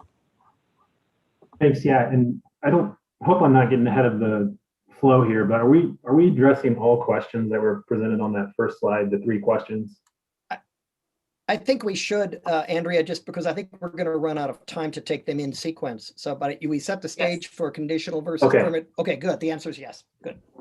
I just wanted to bring up, and we don't have to talk about it too much today, but my day-to-day is over at Boise State. And I think there's probably some uses that aren't in code now, residential type uses that we may want to talk about. There's a lot of evolution in some of the neighborhoods happening near campus where homes are being built that are, I think, truly unique, where bathroom counts may outnumber bedroom counts, and it's structured for student style living. We've spent a lot of time with the city, Cody, as you know, talking about the university's areas of influence. So as this moves forward, maybe that's a topic we could spend a little bit more time on, is if there are university-specific uses that the code may benefit from having.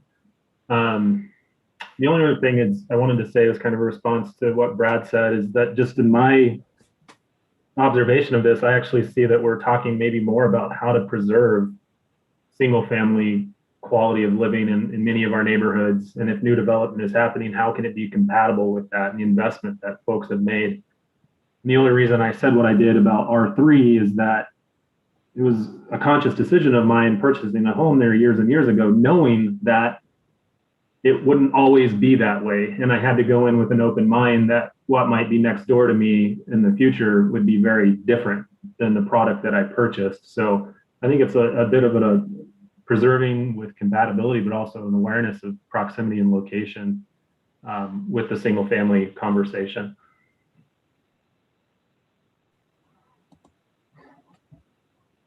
Thanks, Drew.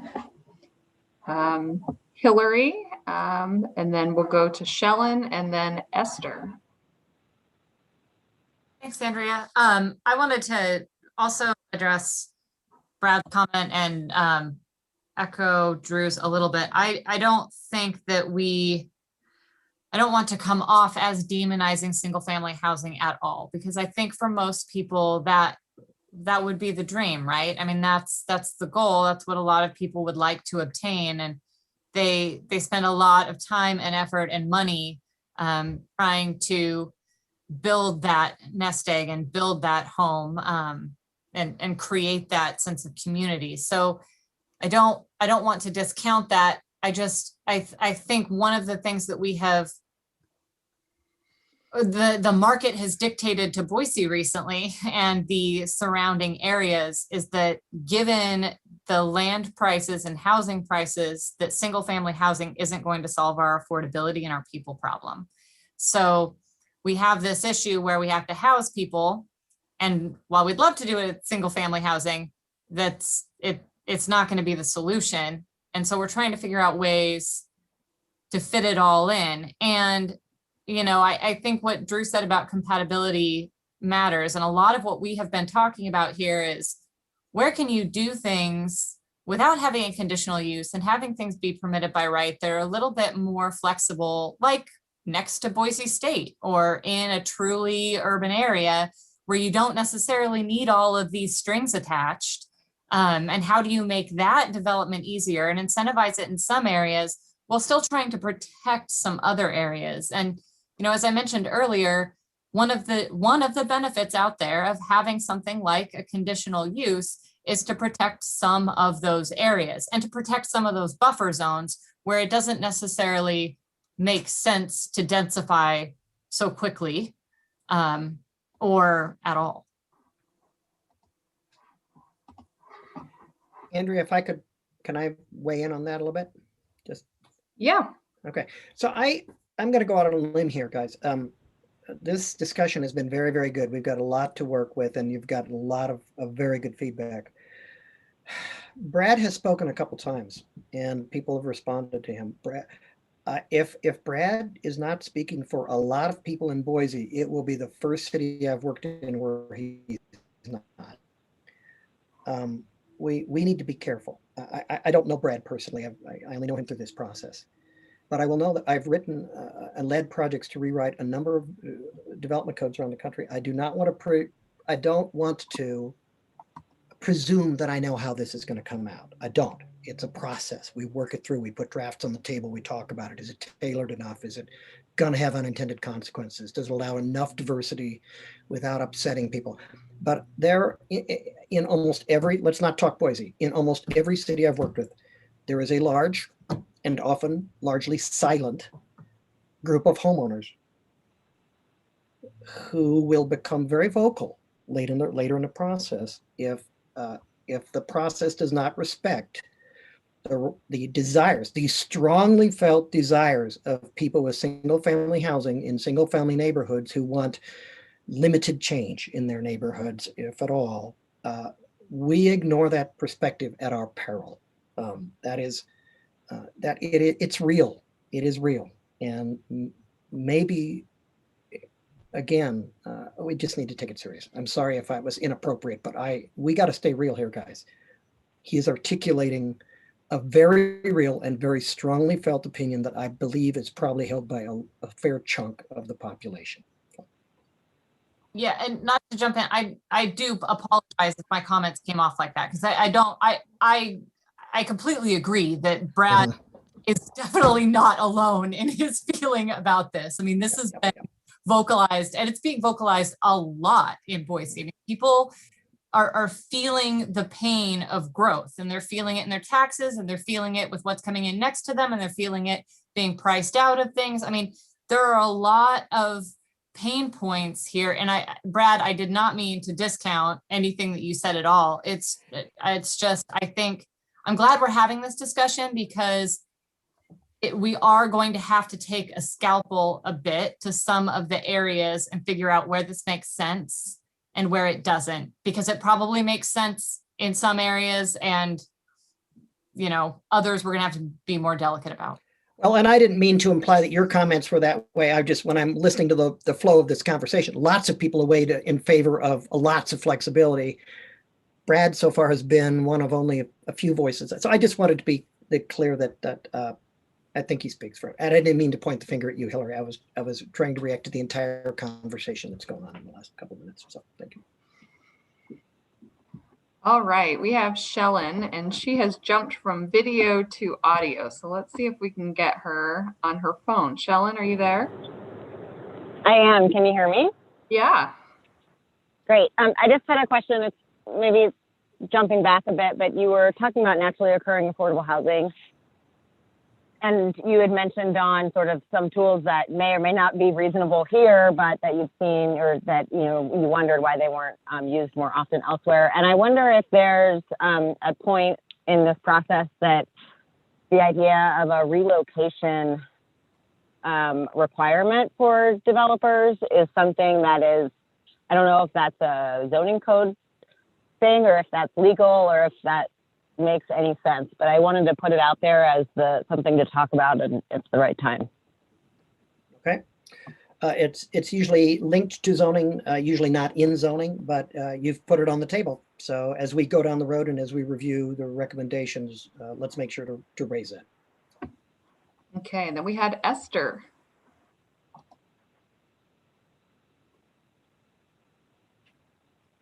Sorry, having difficulties unmuting. So, I'm thinking about uses, and I'm looking at, the more I look at the different options that are in the slide, I look at tiny house villages, and I think about the different areas that I have been to throughout the city where we have trailer parks, and the city is not approving trailer parks, at least not in the close to 20 years I've been attending planning and zoning activities. And so, we talk about the missing middle. I look at the tiny house village option, and how different is that from a potential trailer park setup?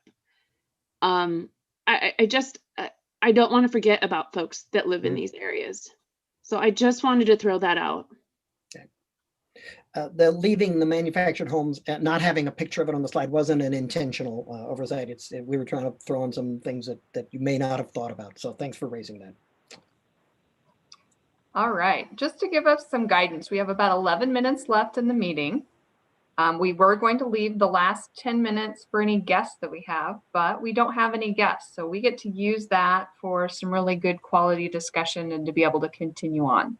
I think question number one, are there new types of housing that should be allowed and permitted, or conditional uses in some districts to promote affordability? I think we've gotten there. But then the next question is, are there multifamily, mixed use, or non-residential uses that are currently listed as conditional uses that could be revised to permitted uses if they were subject to use specific standards that actually limit their impact? And Roberta in our comments section has said, Dawn, is there an example of what's allowed that we may want to consider not allowing in the future? She's trying to wrap her head around all of this. So if you could help.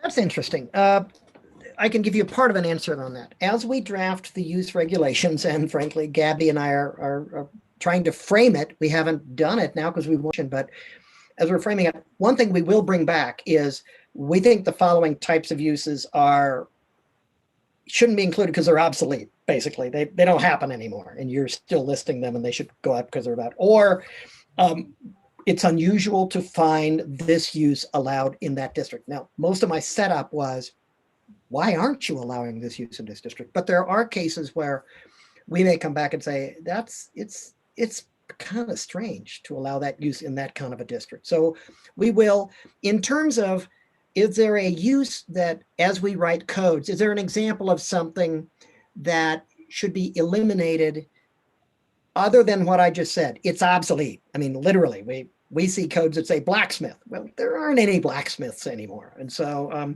other than the fact that it's obsolete or the market is just not doing that or couldn't do that in that location, we'll flag that in the draft. Other than that, I don't have an example of X is bad, you should not allow it in your community. Because now, having said that, we sometimes get people coming in and saying, we've had a really bad experience with the asphalt batch plant and we don't want it anymore. But I have not, we don't have a list of those things that apply to Boise that I would be ready to talk about today. So. Thanks, Don. You know, and our third question I'd also like us to think about is, are there other land uses that are missing from the Boise code that need to be added?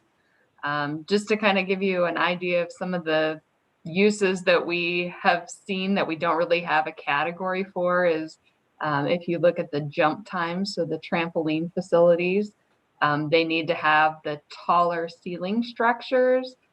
So they're not allowed in the commercial zone, but they need those industrial heights. And so, but they're actually prohibited uses in those industrial areas because that area is preserved for those manufacturing sites. It's so important for a city to work. So we see that often. You should, trampoline uses be allowed in the commercial areas. We also sometimes see smaller contractors' office. They don't have the heavy machinery, the vehicle storage. We have, electricians, sometimes one-man plumbers or painters that need small office space. They don't like that larger industrial feel, but they're only allowed in that industrial area. So do those belong? So be thinking about some of those uses too, to see if there's anything that you guys have thought about or you've come across over time that, hey, why isn't that allowed? Or I think that would be a really great use that would add to that neighborhood. And then we do have a couple hands raised. So let's go with Richard, followed by Brad.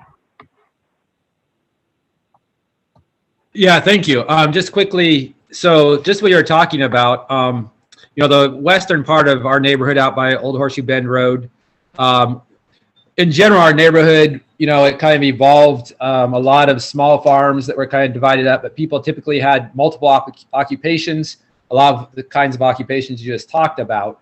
And then it's alluded to earlier, I was talking about grandfathered in. So a lot of that has now been zoned as R1C.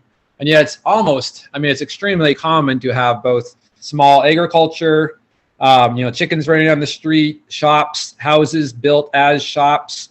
It just simply doesn't fit, what our notion of R1C is right now, I believe. And these are grandfathered in for the most part, but it's starting to get contentious and problematic in my neighborhood because, if somebody wants to remodel or, whatever.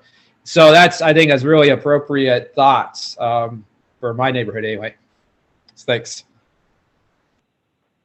Thanks. Let's go with Brad and then followed by Kelly. And we're going to be restricted by time, but I don't want people to feel like they didn't have a chance to comment because just like we did with the last meeting, we're going to send you a follow-up survey. It's going to have these exact 3 questions, and it's going to allow you to think about things more. If you'd like to speak with individuals that you communicate or work with regularly, that's going to give you that opportunity and that time to do that. All we ask is that you return those surveys to us within 2 weeks' time.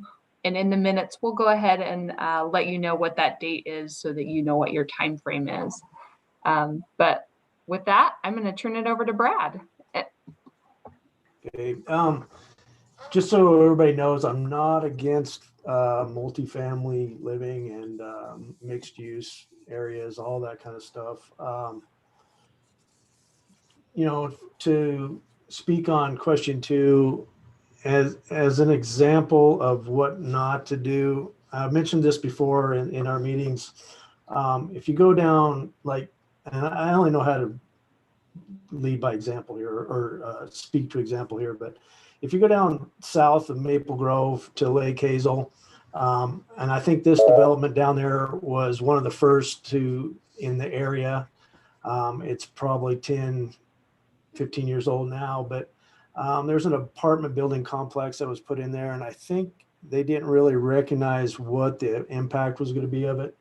I mean, if you're in the area, you might go down there and just take a look and see what's happened. The parking is out of control. There's not enough parking. There's too many apartment buildings put in one area. And, it's got apartment buildings, duplexes, other forms of housing there, but the parking's out of control there. So it's made a mess of that neighborhood.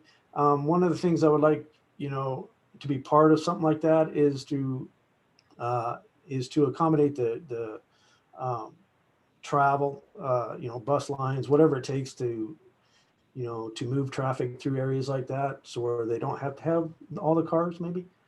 Thanks again. Thank you. And Kelly. Hello. So I want to echo what Brad talked about earlier of, the concern about, a neighborhood being targeted. It's funny, you use words that I hear from our neighbors all the time. I'm on the board for our neighborhood association. I live in the west downtown neighborhood. We are, close. We're kind of a transitional neighborhood, from the dense city urban area to the more residential area. And we're a mix of like R3, C2, PC, and RO zoning. And what you expressed, that is the biggest concern. That's what I hear in every neighborhood meeting. Is homes being torn down with inappropriate, homes that are, too tall or don't fit in with the neighborhood. And, I do think that in writing the code and so forth, talking about scale, the appropriateness for the neighborhood to make sure, one of the things that's unique about our neighborhood is we don't have cutouts for driveways. There's parking in the back. That's, there's been proposed developments where they wanted to change it to where there's parking in the front, that sort of thing. So those are elements that the neighbors, that we talk about, that they're concerned about, that are built into, I don't know if we could put that in the code, but things that they express that are concerned about wanting to keep those types of elements, keeping it, pedestrian friendly and bicycle friendly and so forth. And, in our neighborhood, it is transitional. Probably about a third of the homes in our housing stock are currently rentals, where, quite frankly, a lot of the property owners have let them go derelict, and our neighbors are waiting. Like, when is this going to be torn down and the, 3 or 4 story tall, skinny something's going to be put in it? And so that is a huge fear, and one that I think, Don, you are correct. There's a silent majority of people, when they're talking and filling out these surveys about development, that's exactly the type of thing they don't want to see.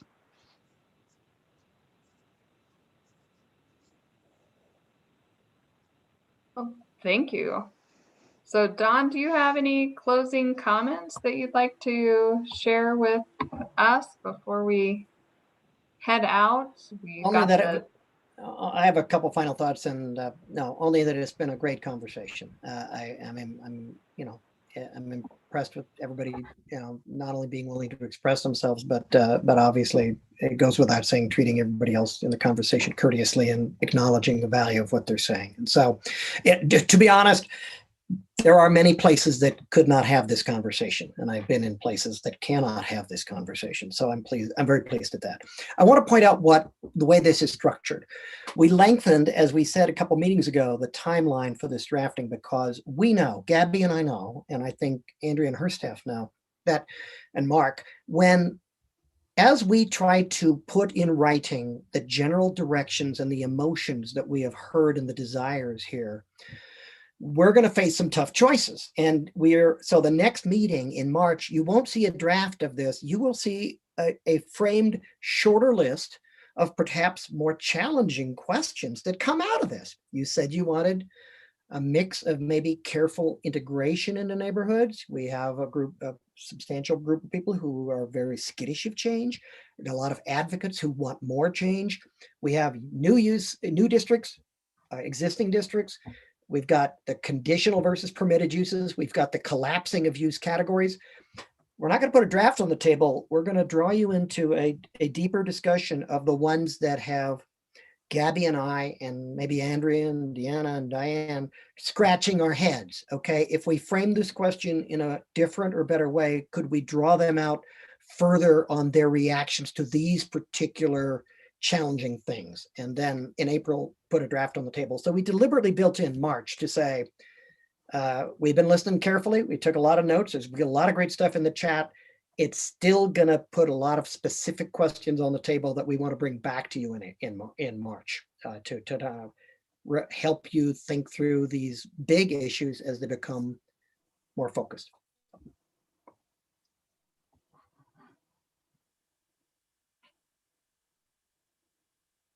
Still there, Andrea?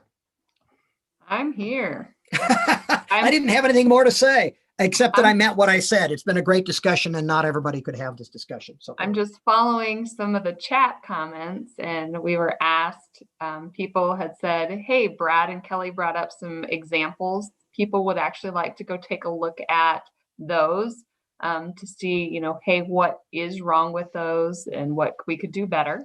And then it's also been recommended that maybe there's some good examples that are out there for those people to visit as well. So I'm going to see what I can do to come up with a couple of items. And then Brad and Kelly, if you could put in the chat, or I can follow up with you, and then I can send that out to the larger group so they can take a look as well. And I will say one more thing, since I gave up the floor, now I'll take it back for a minute. I do think we've had a good suggestion. We really do need to address this issue under Idaho law. How important is negotiation, and how much of that could be written into the code and be built in as it is in many other states, because now you're not making it up. You're not extracting it on a case-by-case basis. You have said in the code, this is the deal in this neighborhood. Need to flesh that out, which I will do, and we'll try to present later on. Well, maybe we'll do that in March if we can get to that point. And then in module 2, several comments here are about parking. Parking's not module 1, but we need to talk about it, and we need to frame a good discussion of that when we get to module 2. And Gabby and I need to kind of try to roll that into our heads as we're doing this part of it. But we have to do this in sequence. Parking has come up with something that needs to be addressed in a thoughtful way, just as today's conversation was a thoughtful conversation. Thanks. All right. Well, I'd like to thank everybody for coming. I will go ahead and compile our minutes and get those sent out to you. And like I said, we'll go ahead and have a link to a survey for you. So if you have something that's keeping you up at night, or if you have a final thought that comes to you at a later time, that's okay. You haven't missed your opportunity. So be standing by. We'll be sending that information out to you shortly. And then we'll see everybody on March 18th. Thank you. Thanks, everyone. Everybody have a nice evening. Bye, everyone. Good night. Bye-bye. Good night. Andrea, you still there? Yes, I'm still here. Hi there. What I was thinking was putting together maybe a map of the specific road that I have concerns about. It might be easier for people to find it. Saying Lake Hazel, Maple Grove is kind of vague. But I think it's the Charter Point development. Is that right? It is. Okay. It is. Yeah. So what I can do, if I have an idea of where those developments are, I can create a map with dots of them, and then I can also put the corresponding address, and then and I can do some research on those as well. So okay, it's the Charter Point apartments that are the problem. There's a newer apartment building, the Easton Village, which is directly on the corner. They actually did a good job there. I mean, there's nothing on the road. But if you go to the older area, that Charter Point, up Maple Grove, up to there's a feedlot up there at the end of Maple Grove, Yep. where it dies off. But that road has got parking. It's just ridiculous how it's happened there, because there's duplexes, there's townhouses, there's all that. So everybody's just parking on the road. So, Hey, for guys, people to drive up there, I'm if they still drove here, up there, they would see what's happening. So, Um, Brogan's Drive is where the apartment buildings Yeah. are at, that people would like to look at and get an example of what's happening. Hey, Andrea, Yeah. I'm still here too because I didn't log off yet. I was doing other things. That's okay. It's 9101 West Brogan, and I think it was a county development, but I think it was like a HUD development back in the day, and somehow they reduced the parking Okay. requirements. Like, I don't remember the exact story, but somehow the parking requirements got reduced, and now it's just like they park all over Maple Grove. But eventually there's supposed to be some remedy for that, because some other developer got denied because of the problems that this apartment complex was causing. And so he actually donated some land to make a parking lot. But Wow. anyhow, Well, you they can actually look took at it the on park. Google Earth and see it. They took some of the park and made a parking lot out of it. Yeah, And yeah. it relieved it a little bit, but it's still. Is it still pretty there? I bad. haven't been up It's there still to pretty look bad, lately. yeah. They took part of the park and made a parking lot out of it. And it took a lot off the street, but it just filled right back up again. So now there's more cars. So there's just too many buildings there. I have a quick question, because I was able to see on the Google map about the parking on Maple Grove. Is it just make driving on Maple Grove stressful because there's parking on there, or?